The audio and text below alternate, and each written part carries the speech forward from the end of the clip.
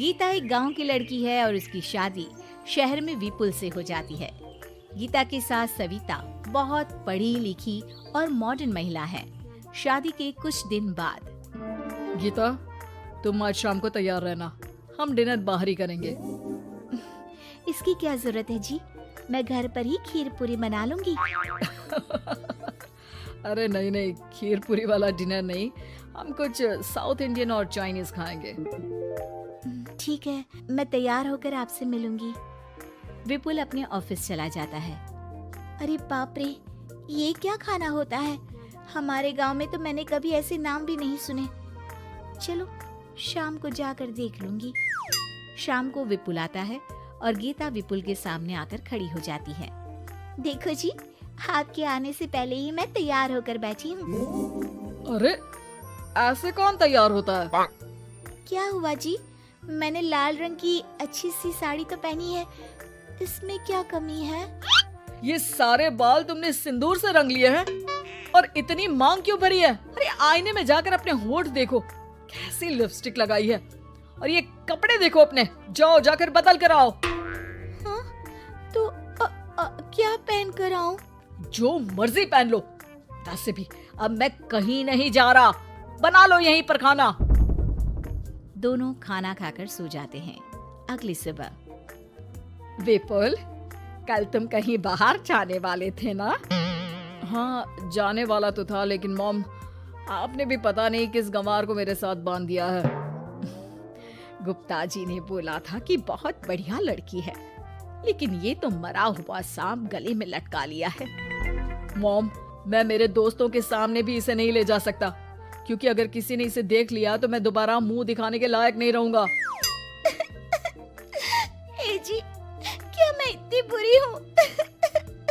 पहले तो अपना नाम देखो कि क्या नाम है। इतना ओल्ड नेम, गीता। तो नाम तो बदला भी जा सकता है। मैं तो तुझे ही बदलना चाहती हूँ। मेरा बस चले तो तुझे आज ही बदल दूं। माँ जी, आप ऐसा क्यों कह रही हो? अरे चल हट गंवार कहीं की, खबरदार अगर मुझे माँ जी कहा तो। अभी तो मैं इतनी हॉट और जवान हूँ और तूने मुझे बुढ़िया बना दिया। माँ, मैं तो ऑफिस जा रहा हूँ, थक गया इससे। विपुल ऑफिस चला जाता है और सविता शाम को अपने कुछ कपड़े गीता को देती है। गीता, आज तुम्हें आखिरी मौका दिया जा रहा है। अगर तुमने कोई गड़बड़ की तो मैं तुम्हें घर से निकाल दूंगी। ये कपड़े पहनकर बाहर आ जाओ। ये तो जीन्स है माँ जी। हाँ तो क्या हुआ, पहन ले। गीता जीन्स पहन लेती है, लेकिन वो उन कपड़ों में बहुत ज्यादा असहज महसूस करती है। आज मेरे साथ बाहर चल, तुझे शहर के तौर तरीके सिखाऊंगी, लेकिन ध्यान रहे कि जैसा बताऊं ऐसा ही करना है। सविता गीता को लेकर मैकडी पहुंच जाती है और वहाँ 2 बर्गर मंगाती है। माँ जी, ये क्या है? माँ जी नहीं, मॉम। बर्गर है ये, चुपचाप खा लो, मेरी बेइज्जती मत कराओ। और जींस को बार बार पकड़ क्यों रही हो और इस टॉप को नीचे क्यों खींच रही हो? मत करो ऐसा, नहीं तो सब समझेंगे कि तुमने ऐसे कपड़े पहली बार पहने हैं। गीता बर्गर को हाथ से तोड़कर खाने लगती है। सविता गुस्से में वहाँ से आकर कार में बैठ जाती है। गीता भी पीछे पीछे आती है। मॉम, क्या हुआ? मैंने तो अब कुछ भी नहीं किया है। चुपचाप गाड़ी में आकर बैठ जाओ। सविता गीता को लेकर घर आ जाती है। अगले दिन गीता, मेरे कुछ फ्रेंड्स आने वाले हैं, तुम किचन में जाकर तैयारियां करो, और भगवान के लिए आज ऐसा कुछ मत करना कि मेरी नाक कटा दो। मैंने भी ये शॉर्ट्स पहने हैं, तुम भी अच्छे कपड़े पहन लेना। सविता के फ्रेंड्स आ जाते हैं और गीता तैयार होकर नाश्ता हाथ में लेकर बाहर आती है। इस गंवार ने ये क्या पहन लिया?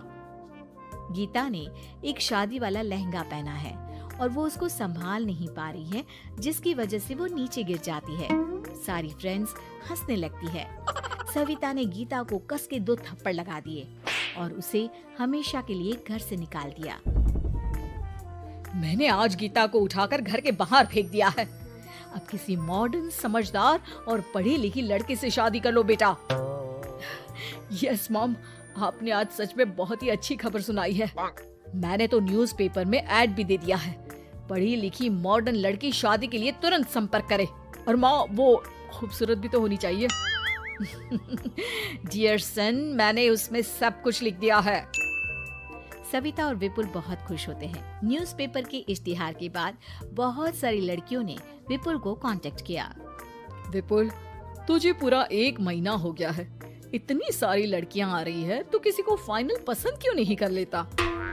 मॉम, मैं कुछ बेहतर की तलाश में हूँ। वैसे आप फिक्र ना करो, आज भी एक लड़की मुझसे मिलने आने वाली है। अगर पसंद आ गई तो मैं उसे घर ले आऊंगा। विपुल लड़की से मिलने चला जाता है। कैफे में विपुल जाकर बैठ जाता है और देखता है कि बहुत ही खूबसूरत लड़की नैना सामने से आ रही है। हेलो। हाय, माई सेल्फ नैना। दोनों खूब सारी बातें करते हैं और विपुल को नैना पसंद आ जाती है। वो उसे घर लेकर आ जाता है। मॉम, जल्दी बाहर आओ। देखो तो, मैं तुम्हारे लिए एक मॉडर्न बहू ले आया हूँ, जो बहू कम आपकी फ्रेंड ज्यादा रहेगी।